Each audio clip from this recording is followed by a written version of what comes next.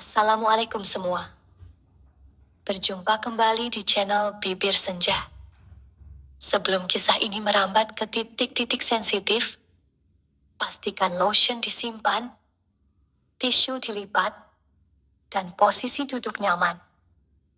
Kalau suara ini bikin jantung deg-degan, atau bagian lain mulai ikut tegang, jangan lupa like dan subscribe.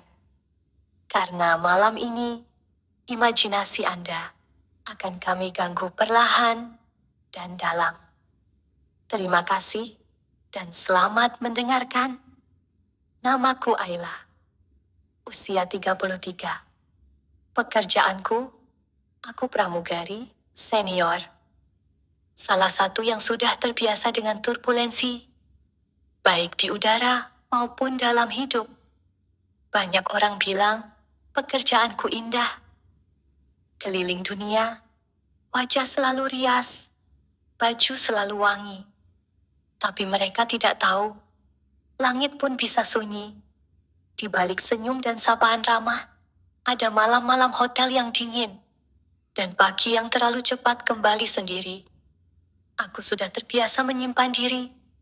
Aku tahu, terlalu banyak orang yang hanya ingin menyentuhku, tapi tak mau mengenalku. Sampai malam itu, Jakarta Makassar, penerbangan bisnis dengan tamu-tamu langganan. Aku memeriksa kabin kelas 1 seperti biasa. Senyum, nama, kopi atau teh. Lalu aku melihat dia. 1A. Pria dengan jas abu terang, dasi longgar, dan mata yang tidak buru-buru. Reza, katanya, saat kutanya namanya untuk pencocokan manifest. Tapi ia menatapku seperti sudah mengenalku lebih dulu. Ayla ya, katanya sambil menoleh ke name tag di dadaku. Ya pak, jawabku pelan. Bagus, aku akan ingat. Sepanjang penerbangan, aku beberapa kali melirik. Ia membaca koran, kadang menyesap kopi hitam yang kupilihkan.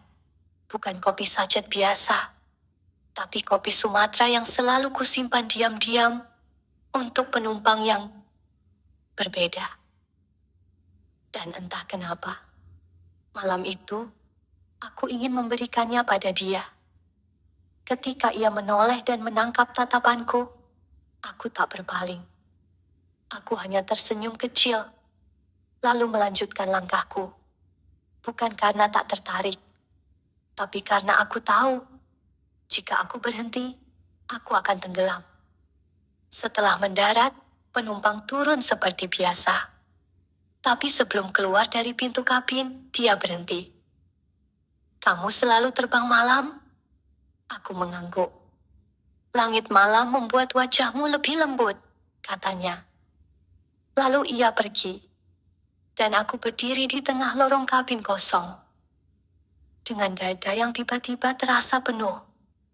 Karena ada seseorang yang akhirnya tidak hanya melihat seragamku, tapi mataku. Dan malam itu, untuk pertama kalinya setelah sekian lama, aku menyimpan nama penumpang bukan di laporan, tapi di hati. Aku pikir, pertemuan kami hanya akan jadi cerita satu kali terbang. Tapi langit sepertinya ingin mengulang satu nama. Reza. Dia kembali muncul. Kali ini, di rute Surabaya-Jakarta. Siang hari. Duduk di kursi 2C, kali ini tanpa dasi. Hanya kemeja putih, yang dilipat lengan, dan jam tangan kulit gelap. Tapi tatapannya masih sama. Seolah menyimpan kalimat yang belum sempat diucapkan. Kita bertemu lagi, katanya, sambil menerima welcome drink dari tanganku. Mungkin langit tahu siapa yang butuh disapa 2 kali. Jawabku terlalu cepat, terlalu jujur. Ia tertawa pelan. Kopi Sumatera lagi, boleh? Aku hanya mengangguk. Tapi dadaku bergemuruh. Aku kembali ke gele, membuka tempat rahasia di belakang termos. Kopi itu masih ada. Tersisa 2 sachet seperti pertanda bahwa aku memang menyiapkannya untuk 2 pertemuan.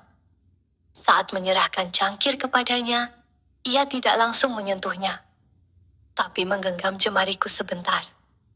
Terima kasih, Ayla.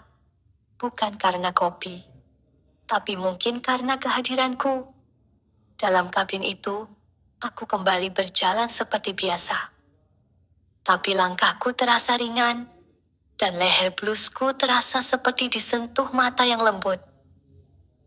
Reza tidak banyak bicara selama penerbangan. Tapi beberapa kali, matanya mencari mataku saat aku lewat. Dan aku tidak menghindar. Ada sesuatu yang diam-diam tumbuh di udara. Sesuatu yang tak dicatat dalam laporan kru. Saat kami mendarat, penumpang kembali keluar seperti biasa. Tapi Reza tetap duduk. Aku boleh minta nomor kamu? Tanyanya tanpa suara yang dibuat-buat. Aku tidak langsung menjawab. Tapi aku mengambil tisu di sakuku. Menuliskan angka tanpa nama. Simpan. Tapi jangan buru-buru dipakai. Kataku pelan. Kenapa? Karena kalau kamu buru-buru, kamu hanya akan jadi seperti yang lain. Dia tersenyum. Aku bisa menunggu. Sore itu, aku masuk kamar hotel transit. Melepaskan seragam, mengganti blus berleher rendah yang kupakai saat rehat. Di cermin, aku menatap diriku sendiri. Dan aku tahu, sesuatu sudah berubah. Karena untuk pertama kalinya, dalam waktu yang lama, aku menyimpan nomor seseorang bukan sebagai penumpang, tapi sebagai peluang yang tak ku cari, namun ku temukan. Ada hal-hal yang tak bisa dijelaskan dengan logika. Seperti, kenapa aku membaca ulang pesan yang sama 5 kali, padahal hanya satu baris. Sudah mendarat, capek? Itu pesan pertamanya. Singkat, netral, tapi terasa personal. Karena tidak banyak orang bertanya soal lelahku. Biasanya mereka hanya melihat seragamku, mengagumi tubuhku, atau meminta aku duduk untuk makan malam. Tapi Reza, tidak. Dia hanya ingin tahu, kamu baik-baik saja. Sejak itu, pesan darinya selalu datang tepat waktu. Tidak menuntut, tidak memaksa, tapi cukup untuk membuatku menunggu. Aku baru landing di Bali. Kamu di mana?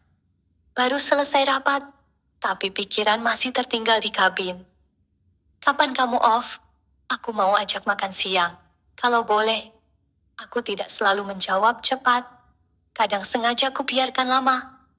Tapi tak sekalipun dia mengeluh.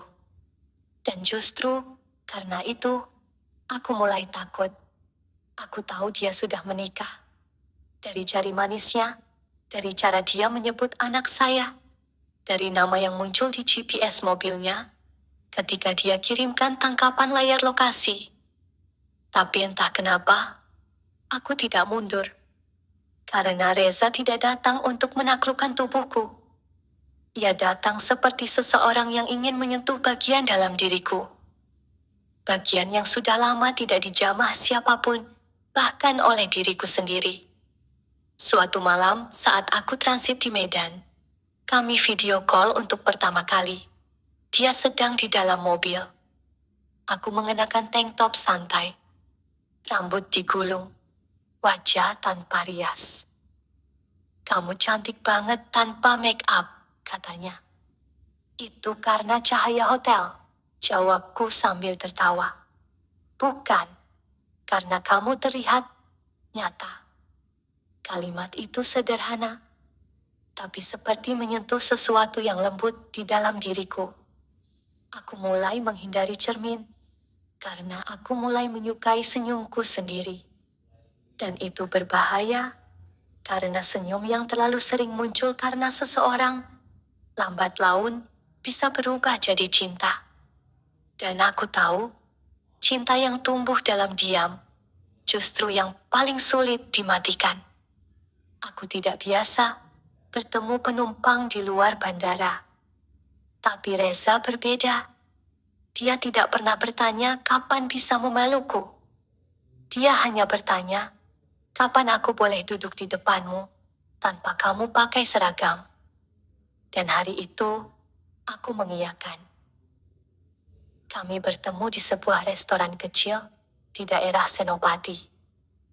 Tempat yang cukup tenang untuk dua orang yang tak ingin terlalu terlihat, tapi cukup terbuka untuk tetap disebut kebetulan. Kalau ada yang bertanya, aku datang 10 menit lebih awal. Duduk di pojok, mengenakan blus berleher rendah warna marun, dan rok hitam selutut cukup sopan untuk siang, tapi cukup jujur untuk suasana hati yang tidak lagi bertahan. Reza datang dengan langkah tenang.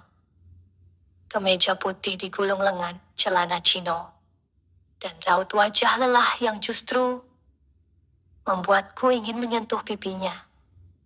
Tapi aku hanya tersenyum. Dan dia duduk di depanku. Akhirnya, katanya, aku menatapnya. Kamu yakin ini bukan salah? Dia diam sebentar. Aku tahu ini bukan benar, tapi salah yang membuatku hidup. Kadang terasa lebih jujur daripada benar yang membunuh perlahan. Kami bicara lama tentang pekerjaan, keluarga, bahkan hal-hal kecil yang tak ada hubungannya dengan kami. Tapi setiap kalimat yang keluar terasa seperti langkah kecil menuju jurang. Dan aku tahu, aku sedang melangkah, perlahan, tanpa tali pengaman. Seusai makan, kami tak langsung beranjak. Ia menyentuh punggung tanganku. Tidak mengejutkan, tidak terburu-buru.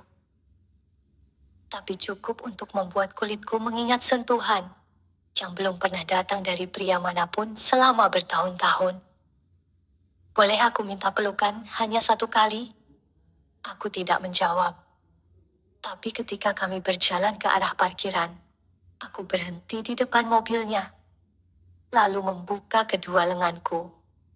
Dia memelukku, lama, tanpa niat menyentuh lebih jauh. Hanya dada yang menempel ke dada, dan napas yang kami biarkan saling menyatu dalam hening. Saat dia membuka pintu untukku, aku masuk. Tidak banyak kata setelah itu. Tapi sejak hari itu, aku tahu, jika tubuh ini akhirnya menyerah, maka itu bukan karena aku lemah, tapi karena aku terlalu lama merasa sendiri. Bahkan ketika dikelilingi dunia yang ramai, aku tahu, malam itu akan tiba cepat atau lambat. Aku tahu, tubuh yang terlalu sering disandarkan akan meminta lebih dari sekadar bahu. Tapi aku tidak tahu bahwa ketika aku benar-benar menyerah, rasanya bukan seperti kalah. Hari itu, aku cuti. Bukan karena lelah terbang, tapi karena ingin turun dan diam di tempat di mana aku bisa benar-benar menjadi Ayla. Bukan pramugari, bukan senyum layanan, hanya perempuan. Reza menjemputku di sore yang lambat. Kami tidak banyak bicara di dalam mobil, tapi tangannya menggenggamku sepanjang jalan. Tidak erat, tapi cukup untuk membuatku percaya bahwa dunia bisa berhenti berputar sejenak.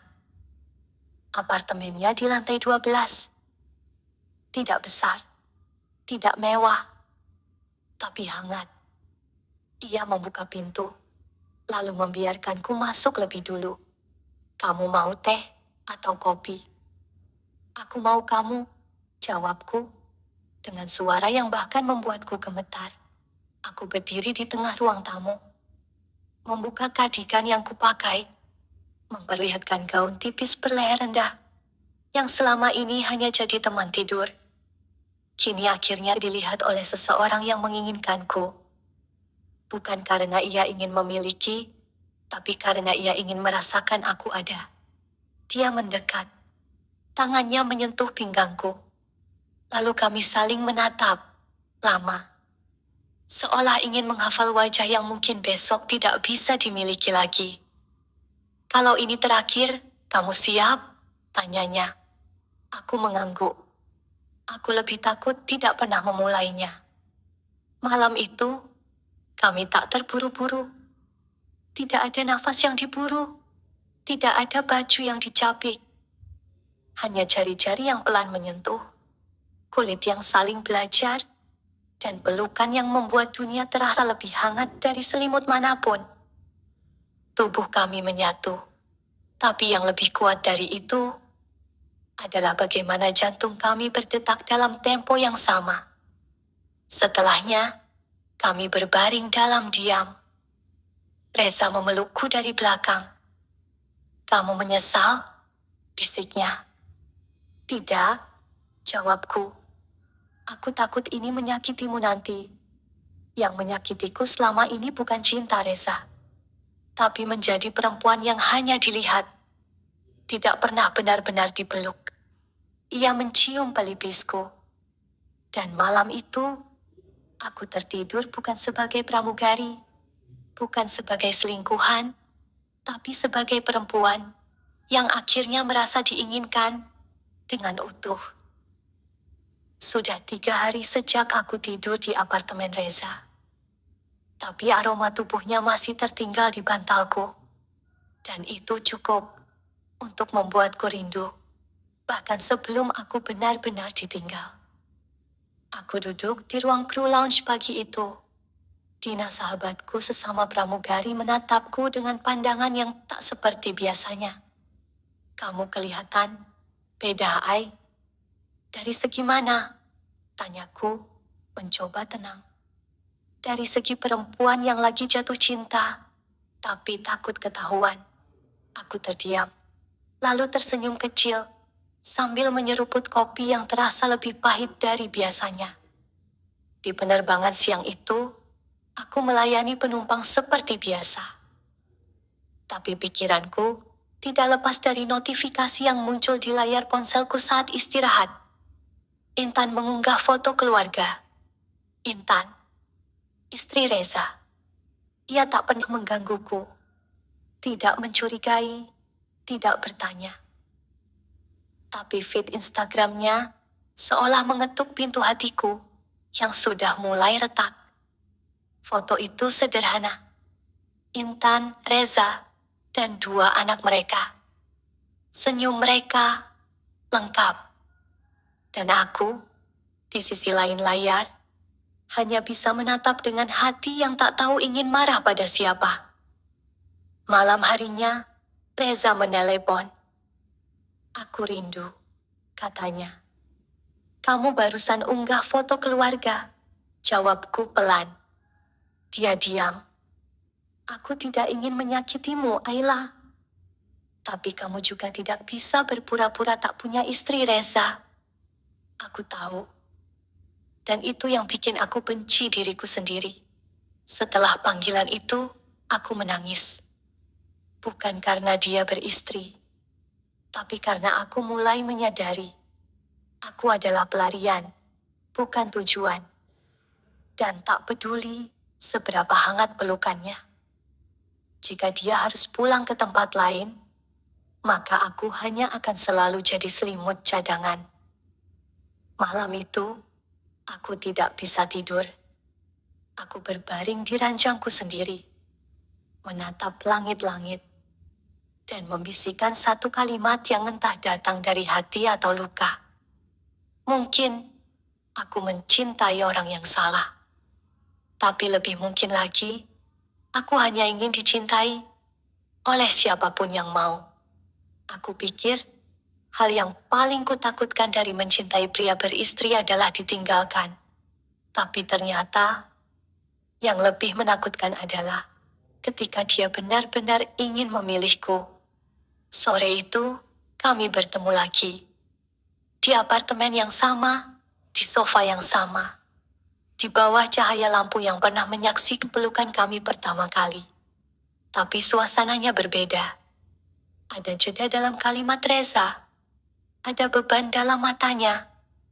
Aku sudah bicara dengan Intan, katanya. Aku menoleh perlahan. Soal apa? Soal kita. Nafasku tercekat.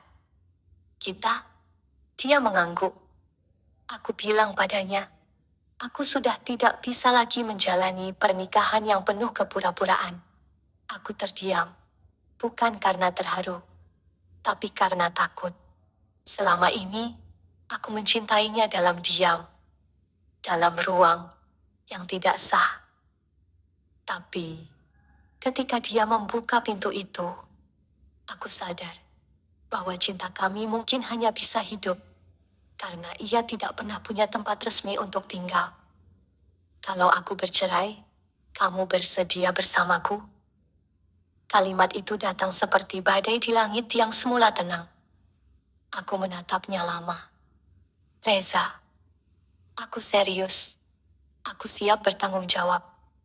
Aku sudah lama ingin menyudahinya. Tapi sekarang, aku punya alasan. Aku menggeleng pelan. Jangan menjadikan aku alasan. Kalau kamu tak benar-benar yakin. Malam itu aku tidak tidur di sana. Aku memilih pulang.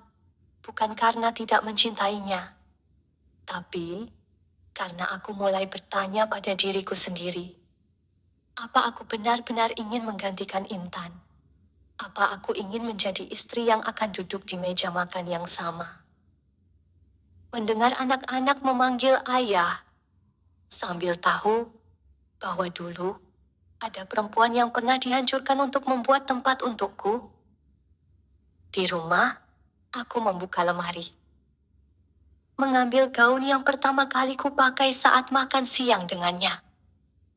Lalu kupeluk erat seperti ingin mengingat kenangan manis, sebelum semuanya berubah menjadi beban. Karena cinta itu ringan, sampai ia diminta untuk dipertanggungjawabkan. Dan malam itu, aku bertanya pada diriku sendiri, apakah aku mencintai Reza? Atau aku hanya mencintai cara dia membuatku merasa tidak sendirian? Aku tidak menyangka akan menerima panggilan itu. Di pagi yang biasa, setelah mandi. Saat aku sedang menjemur handuk, ponselku bergetar. Nomor tidak dikenal. Suara yang pelan dan tenang. Mbak Ayla, ini saya, Intan. Lututku langsung melemas. Tapi, suaranya tetap stabil. Tidak meninggi, tidak gemetar. Maaf kalau saya mengganggu. Saya tidak mau ribut. Saya cuma mau tanya satu hal saja. Hening. Apa suami saya mencintai Mbak? Aku tidak menjawab. Karena apapun yang kukatakan akan jadi luka. Diamku mungkin menyakitkan. Tapi menjawabnya akan lebih menghancurkan. Saya tahu hubungan kalian. Reza tidak cerita, tapi perasaan istri kadang tahu lebih cepat dari fakta. Aku masih terdiam. Saya cuma ingin tahu satu hal, Ayla. Apa kamu bahagia dengan suamiku? Kali ini, mataku mulai berkaca. Karena tak pernah ada yang menanyakan itu. Bahkan Reza pun tidak pernah bertanya. Bahagia? Apakah memeluk seseorang di malam hari dan melepasnya di pagi hari disebut bahagia? Apakah menunggu pesan dari lelaki yang harus mencuri waktu untuk mencintaimu itu bahagia?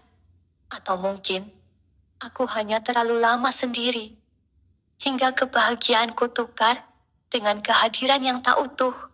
Saya tahu dia salah, lanjut Intan. Tapi saya juga tahu saya bukan lagi perempuan yang dia cari. Suaranya mulai pelan.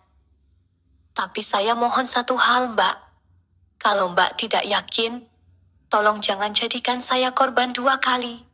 Setelah telepon ditutup, aku terduduk lama. Bukan karena dimarahi, tapi karena dimaafkan. Bahkan sebelum aku sempat meminta. Malam itu, aku menatap pantulan wajahku di jendela kamar hotel. Seragam tergantung rapi di balik pintu. Leher gaun tidurku masih terbuka. Tapi untuk pertama kalinya, aku merasa telanjang. karena kata-kata seorang istri telah menelanjangi rasa bersalahku dengan kelembutan yang tak pernah kuprediksi. Dan malam itu, aku menulis pesan pada Reza. Hanya 3 kata. Kita cukupkan, ya. Bandara adalah tempat pertemuan dan perpisahan yang terlalu sering kulihat. Tapi hari itu, untuk pertama kalinya, aku berada di dalam cerita perpisahan itu sendiri. Aku minta bertugas di rute yang dia naiki. Reza, 1A. Tujuan, Bali. Tak banyak yang kucari. Hanya satu pelukan. Bukan untuk membangkitkan kembali, tapi untuk menutup dengan baik. Saat dia masuk kabin, kami bertatapan. Dia tidak tersenyum seperti biasa, tapi matanya memohon waktu. Aku angguk pelan. Selamat datang Pak Reza, kataku pelan. Sepanjang penerbangan, kami tidak bicara. Tapi di ujung kabin, aku bisa merasakan dia melihatku. Seperti dulu. Hanya saja, kali ini, aku tidak membalas tatapan itu. Karena aku takut, kalau aku menatap terlalu lama, aku akan membatalkan perpisahan yang sudah kupersiapkan dalam diam. Setelah mendarat, semua penumpang turun. Kecuali dia. Aku berjalan perlahan mendekatinya. Kami berdiri di tengah lorong kabin yang kosong. Tak ada suara selain deru mesin pesawat yang mulai mati. Dia membuka tangannya, dan aku masuk ke dalam pelukannya. Untuk pertama dan terakhir kali, tanpa rasa bersalah. Kami tidak saling bicara.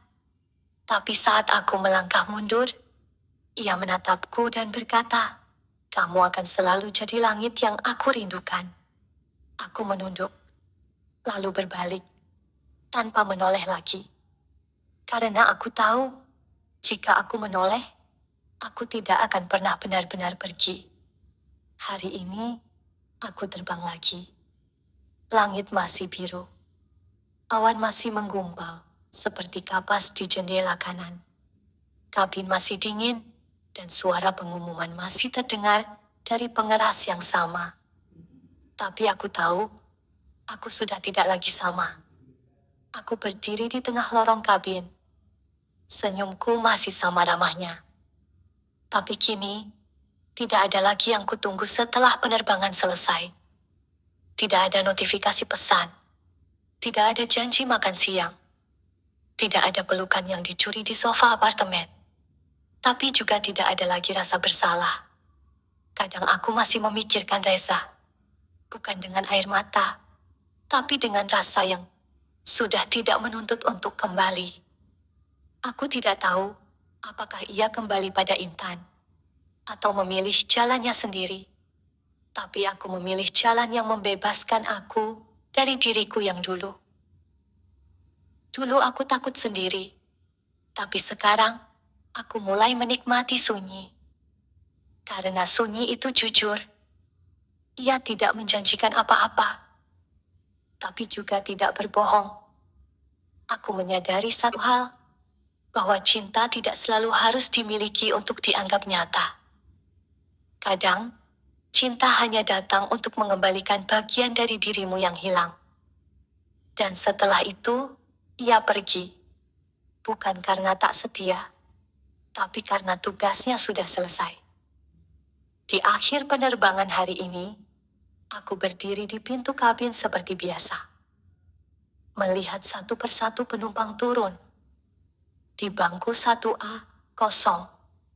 Tapi aku tidak lagi menunggu siapapun untuk datang. Karena hari ini, aku bukan lagi perempuan yang mencari pelukan.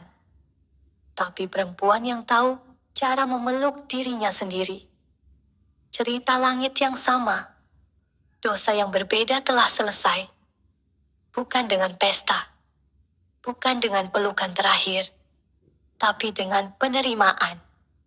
Tentang perempuan yang mencintai, jatuh, terluka, dan akhirnya pulang kepada dirinya sendiri.